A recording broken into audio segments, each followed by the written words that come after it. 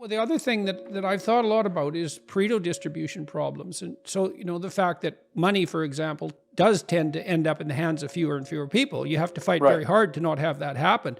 But that doesn't seem to me to be the case with infrastructure because, well, it can't happen that way. You can't hoard the highways. You can't hoard the electrical grid. And even if you did, it wouldn't do you any good. And so if you are actually devoted to serving those who are oppressed and excluded at the bottom of the socioeconomic and power hierarchies, then I can't think of a way to facilitate equitable distribution of valuable resources, especially energy, because energy is work. I can't think of a better way of doing that than to concentrate on infrastructure development. And so then that brings us to the next problem that's going to be a big one for this infrastructure bill is like, as pressure ramps up in relationship to climate change and the environmental concerns that go along with that, there's going to be more and more pressure on infrastructure development, in terms of regulating and suppressing it for that matter. And so that's a real tension on the left, I think, because the left tends to be more concerned, let's say, with broad-scale environmental issues, but theoretically also they're concerned with the poor. And there's a big tension there. And so do you have some sense of how those mutual goals might be brought into alignment with one another instead of acting in an antagonistic manner? So, George, I think you've hit on one of the most important and underappreciated issues in infrastructure policy. And I kind of regret that I didn't spend more time in my book that you have on this. But I've been studying this for 15 years now. And I would say there's been a slow revolution going on in the technology of infrastructure delivery, right? And some of those things make, the front page of the New York Times, and that's driverless cars, right? And the Hyperloop and things like that.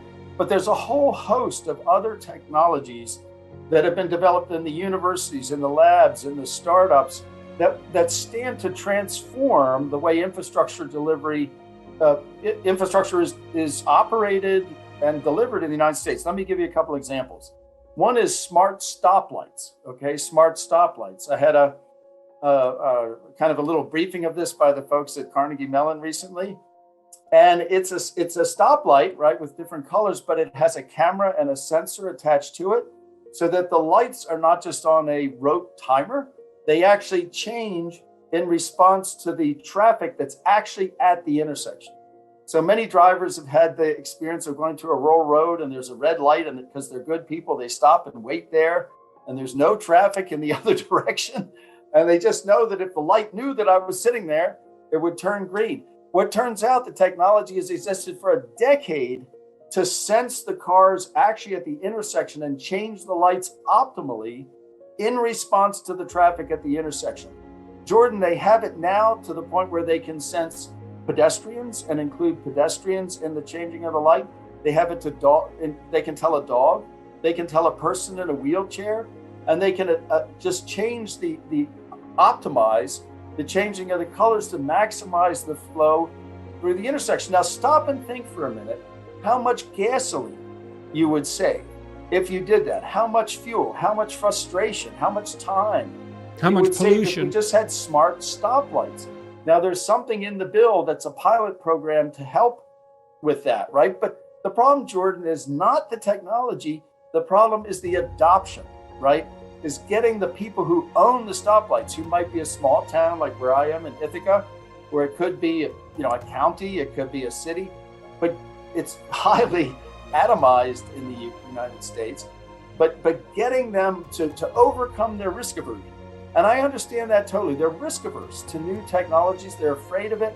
They don't, what we call headline risk. You're the mayor and you're afraid you're going to wake up tomorrow and find that there's been a giant crash because these stoplights malfunctioned, right? But we've got to somehow overcome that risk aversion to get them to adopt these new technologies. Okay, so one of the things you're saying is that part of the infrastructure messaging, and I don't mean messaging in the cynical way, because I would hope that the messaging is actually associated with the underlying policies, so it's a straight game. But if infrastructure development means replacing inefficient use of resources with efficient use of resources, that should be a net gain on the economic side. Yes. So for poor people, plus it should have environmental benefits. So, yes, so we shouldn't be thinking about exactly. Okay. So how about priorities? Like you give the highway systems in this book, for example, in the U.S., I think it's a D, and the bridge is a C minus. I know That's this was American written a few Society years of ago. Civil Engineers. Right. So if you were going to rank order infrastructure priorities in the United States, I know that's a big task, but you've thought about this for a long time. Like, what's really broken? Where's the biggest bang for the buck? So George, yeah, let me. Wow, that is a great question. You know, the American Society of Civil Engineers has done a great job of pointing to the deferred maintenance, right, in the United States. So the bottom line is, I think the U.S. has done a good job of designing and constructing and building out new networks to ensure that all communities are connected, right? The interstate highway system, the state routes, the local streets, you know, in infrastructure, same thing across sectors. But we've done so we're good at building shiny new things, but we're very poor at taking care of what we have already. And I think there's political incentives, right? If you want to be reelected, you want the ribbon cutting ceremony with the big scissors, right? But it doesn't get you reelected if you say we put 5 millimeters of asphalt on that bridge over there, even though the civil engineers are telling you need to resurface that bridge. So there's a problem with the political incentives that have led to these trillions of dollars, you know, of deferred maintenance.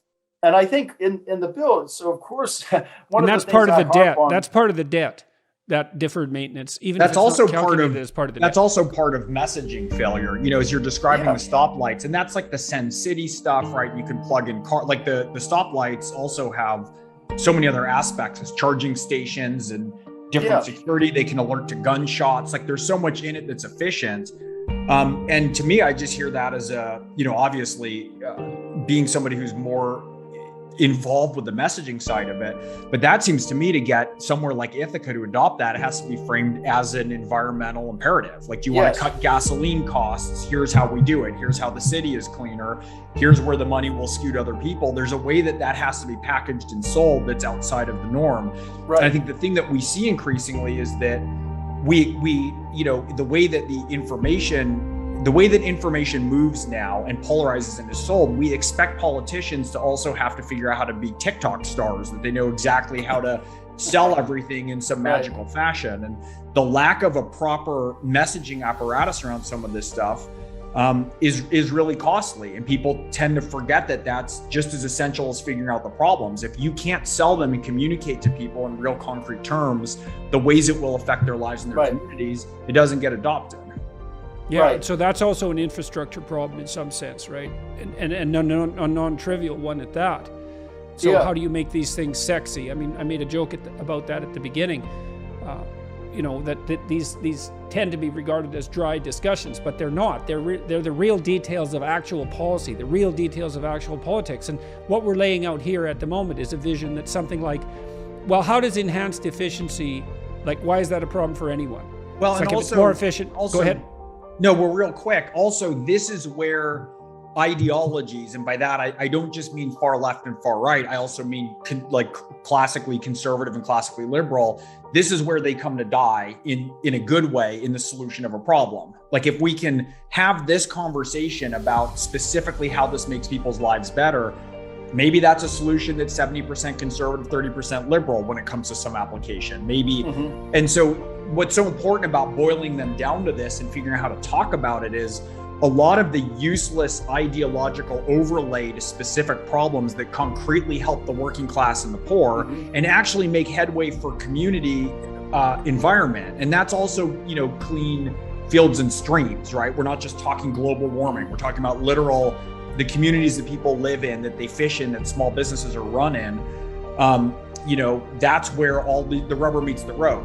And well, Greg, it might be a rule of thumb that if the discussion is occurring at a level where all that's happening is ideological argument, then the problem actually hasn't been specified clearly enough to move towards solution.